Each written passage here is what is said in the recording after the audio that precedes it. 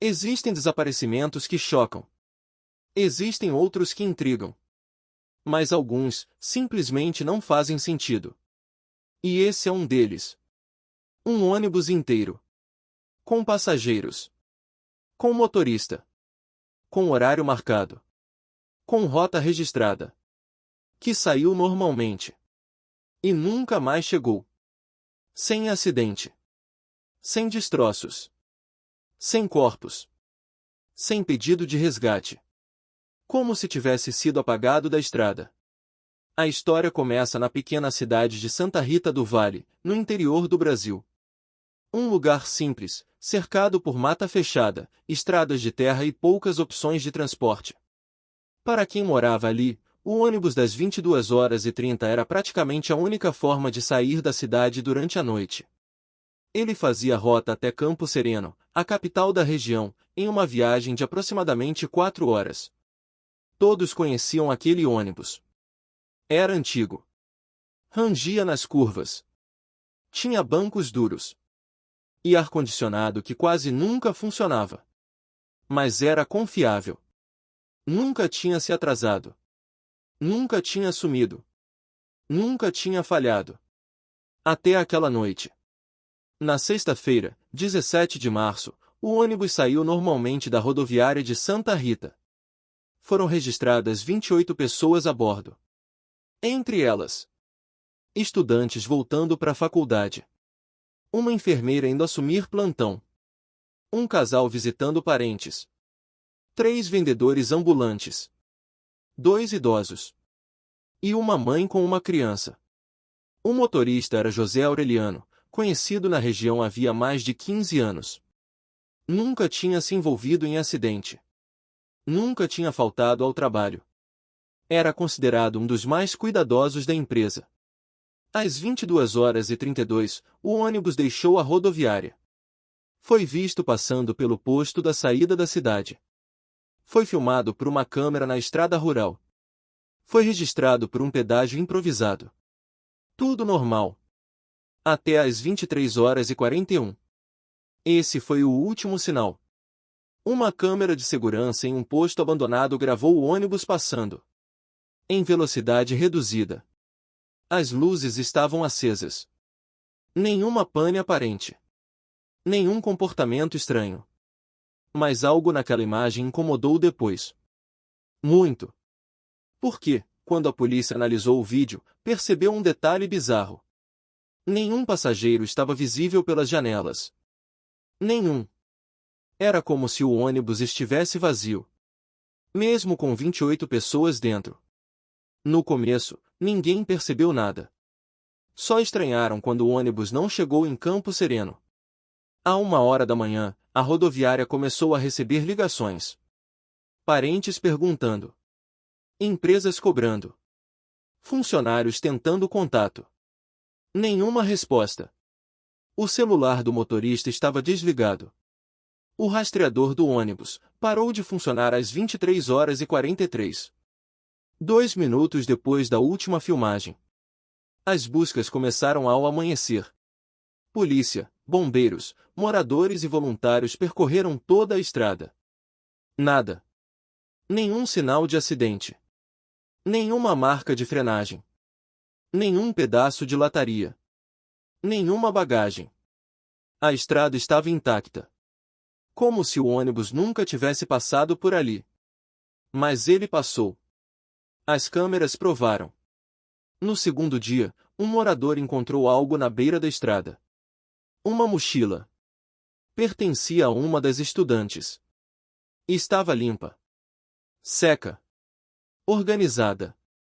Com documentos dentro. Como se tivesse sido colocada ali. Não caída. Colocada. E ao lado da mochila. Havia marcas estranhas no chão. Como se algo pesado tivesse parado ali por alguns minutos. E depois? Sumido. Sem rastro. Sem continuidade. Sem explicação. Quando a polícia analisou a área com drones, encontrou algo ainda mais inquietante. Um trecho da estrada, com cerca de 40 metros, onde nenhuma vegetação crescia. Era como uma cicatriz no solo. A terra era diferente. Mais escura. Mais compacta. Mais fria. Moradores começaram a comentar coisas estranhas. Um caminhoneiro afirmou ter visto, naquela mesma noite, um ônibus parado naquele ponto. Sem luz. Sem barulho. Sem movimento. E que, quando tentou se aproximar, teve uma sensação tão forte de mal-estar que desistiu. Voltou para o caminhão. E foi embora. Ele disse. Parecia errado estar ali. Dias depois, outra testemunha apareceu. Uma mulher que morava perto da estrada. Ela contou que, por volta da meia-noite, ouviu vozes. Muitas vozes. Como se várias pessoas estivessem falando baixo ao mesmo tempo. Mas quando abriu a janela, não havia ninguém. Apenas o som. Vindo da estrada. E então, silêncio. Total. A empresa de transporte declarou falência meses depois. O caso foi arquivado como desaparecimento sem causa determinada. Mas até hoje, nenhuma das 28 pessoas foi encontrada. Nenhum corpo. Nenhum telefone. Nenhum objeto. Nada. E o mais perturbador. Em algumas noites, motoristas dizem ver, naquele mesmo trecho, um ônibus parado. Com as luzes ligadas. Mas vazio. E quando se aproximam, ele desaparece. Como se nunca tivesse existido. Nos dias seguintes ao desaparecimento, a região de Santa Rita do Vale entrou em estado de alerta. A estrada passou a ser patrulhada dia e noite. Viaturas subiam e desciam o trecho sem parar. Helicópteros sobrevoavam a mata. Cães farejadores foram trazidos de outras cidades. Nada. Nenhum cheiro. Nenhuma trilha. Nenhuma direção. Era como procurar algo que nunca esteve ali. A polícia começou então a revirar a vida de cada passageiro. Telefones, históricos, relacionamentos, dívidas, conflitos. A hipótese inicial era simples, sequestro em massa. Mas logo essa teoria caiu. Não houve pedido de resgate. Nenhuma movimentação bancária. Nenhuma mensagem estranha. Nenhum contato. Era como se 28 pessoas tivessem simplesmente parado de existir. O delegado responsável, Rafael Moreira, começou a desconfiar que o mistério estava no próprio trajeto. Ele pediu acesso a todas as câmeras possíveis, inclusive de fazendas e postos isolados. Foram analisadas mais de 70 horas de gravação. E foi aí que encontraram algo que ninguém queria ter visto. Em uma câmera instalada em uma fazenda próxima ao trecho da cicatriz no solo, aparece o ônibus passando lentamente às 23h39. 2 minutos antes do sinal sumir.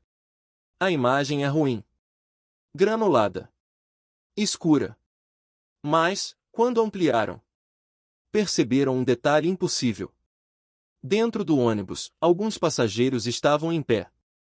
Mas não estavam se movendo. Estavam imóveis. Com a cabeça inclinada. Como se estivessem dormindo em pé.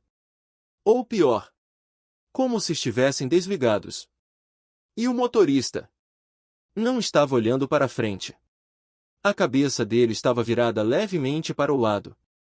Como se estivesse observando algo fora da estrada. Algo que a câmera não captava. Quando Rafael viu isso, pediu que peritos analisassem frame por frame. O resultado foi assustador. Em alguns quadros, é possível notar uma sombra ao lado do ônibus. Não vinha de poste. Não vinha de árvore. Não vinha de farol. Era uma sombra isolada. Alta. Alongada. Que parecia acompanhar o veículo. Nenhum especialista conseguiu explicar aquilo. Outro detalhe chamou a atenção. Os celulares dos passageiros. Mesmo desligados, vários aparelhos continuaram emitindo sinal fraco por quase 40 minutos depois do desaparecimento. Mas o sinal não vinha de lugar nenhum fixo. Ele andava. Como se todos os telefones estivessem se movendo juntos. em uma direção que não existia na estrada. Quando tentaram rastrear, o sinal simplesmente sumiu no meio da mata, como se tivesse afundado. Foi nesse momento que surgiu um nome antigo na investigação: Serra da Vigília. Uma formação rochosa próxima da estrada, evitada pelos moradores há décadas. Segundo histórias locais, ali aconteciam apagões. Pessoas que entravam na mata e saíam horas depois sem lembrar o que tinham feito. Caçadores que perdiam a noção do tempo. Viajantes que juravam ter ouvido vozes chamando no escuro. Rafael decidiu investigar o local. Ele foi acompanhado por 2 agentes e um guia da região. O que encontraram lá mudou tudo. No meio da mata, escondido por folhas e galhos, havia algo que não deveria estar ali. Uma marca larga no solo, curvada, do tamanho exato da lateral de um ônibus. Como se o veículo tivesse sido puxado para fora da estrada. E não havia trilha nenhuma. A marca simplesmente começava no meio da mata e terminava no nada. Perto dali, encontraram objetos. Um tênis infantil. Uma bolsa feminina. Um crachá da enfermeira. Uma carteira vazia. Todos espalhados. Nenhum rasgado. Nenhum queimado. Nenhum danificado.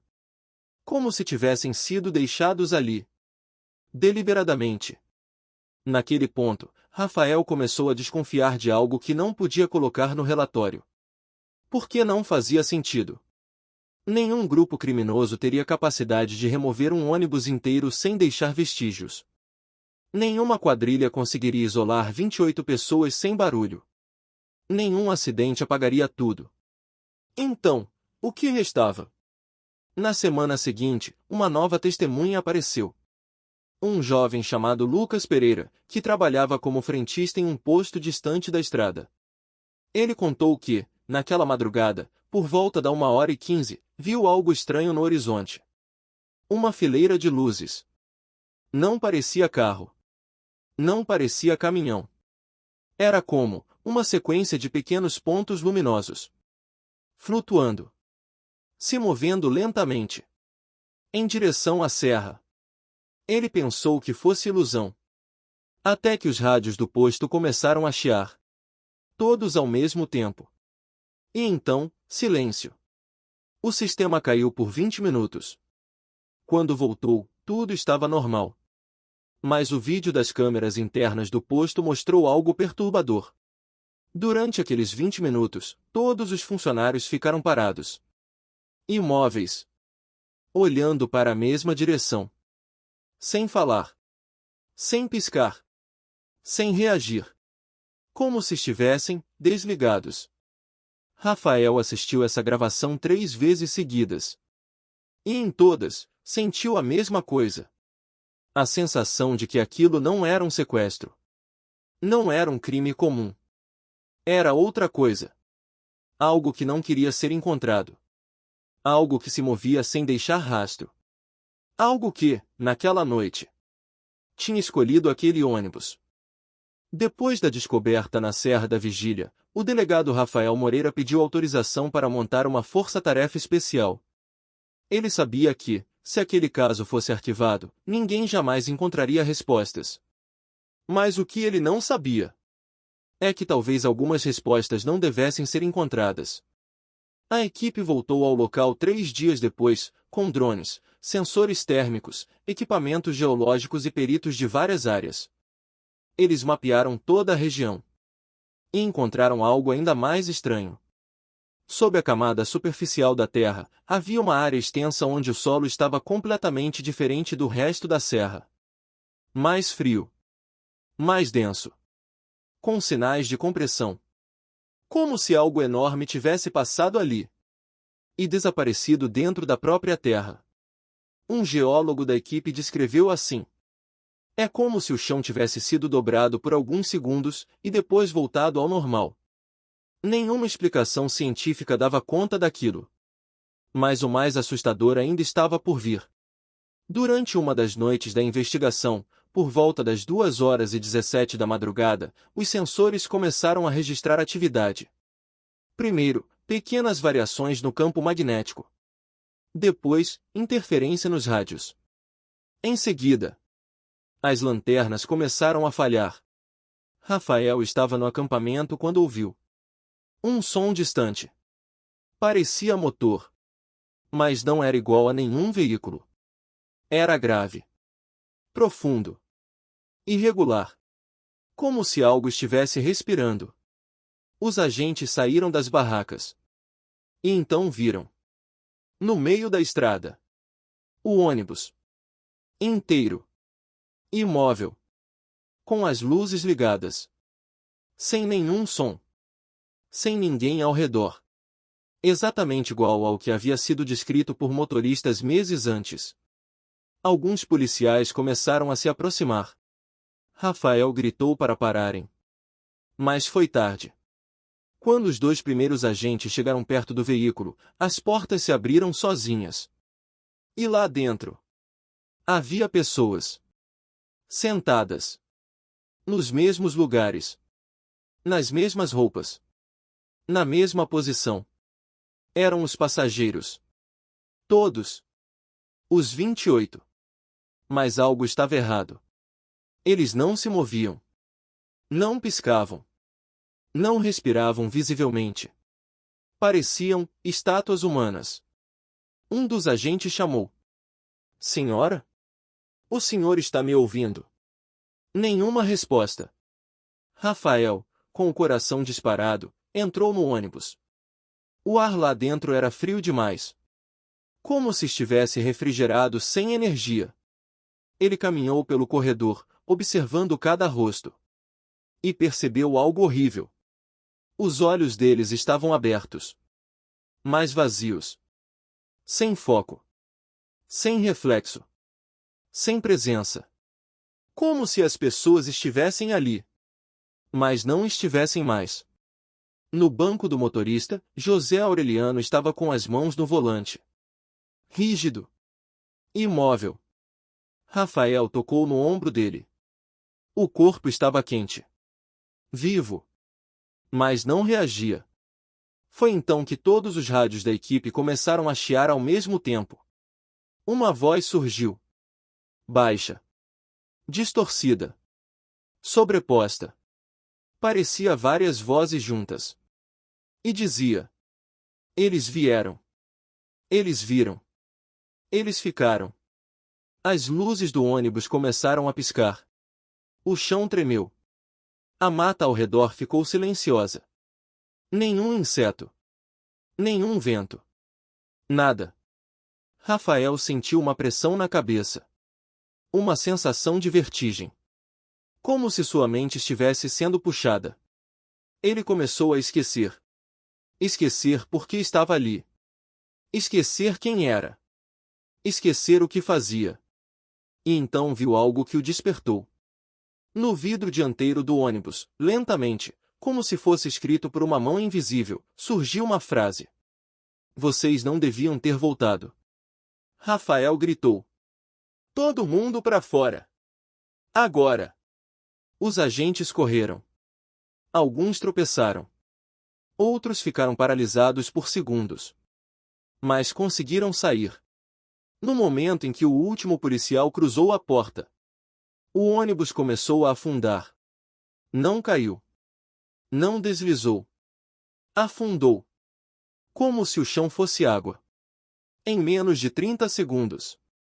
Ele desapareceu completamente. Sem barulho. Sem explosão. Sem rastro. A terra se fechou. Como se nada tivesse existido ali. Os sensores pararam. Os rádios voltaram ao normal. A floresta voltou a fazer barulho. E o silêncio se quebrou. Como se nada tivesse acontecido. A força-tarefa foi encerrada. O relatório final classificou o evento como fenômeno natural não identificado. O caso foi arquivado. A estrada foi desviada. A área foi isolada. E ninguém nunca mais tentou investigar. Mas Rafael nunca esqueceu.